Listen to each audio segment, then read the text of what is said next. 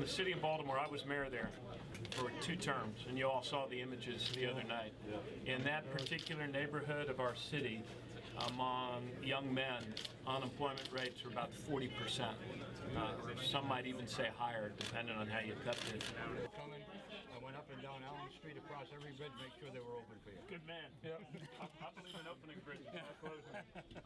Every campaign that I've ever done always starts where it starts, but then you keep going, you keep building, and it's the exciting thing about New Hampshire is that it's a sort of place where a person can actually become known pretty quickly through the sort of one-on-one interactions and meetings and living rooms and lunch counters, and that's that's a very good thing for our democracy. So many of us seem to have given up and feel like money's totally taken over the process.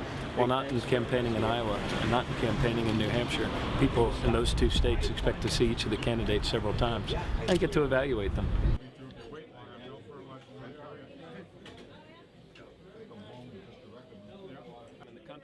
So when workers earn more money, they buy more stuff, and that's how an economy. We need to make the investments we can only make as a people in our country's infrastructure, her innovation edge, and also the higher education of the next generation, which means more affordable college.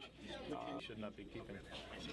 My concern is still with what Eisenhower called the military. And we should do that, and we should be engaged with the world.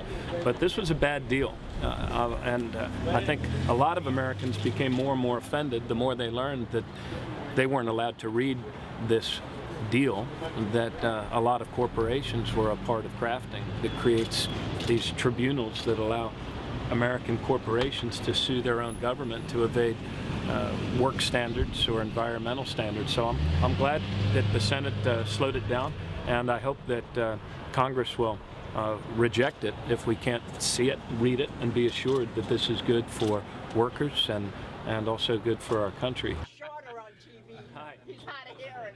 Good. What's your name? Lorraine. Hello, Lorraine. Yeah. Good to see you guys.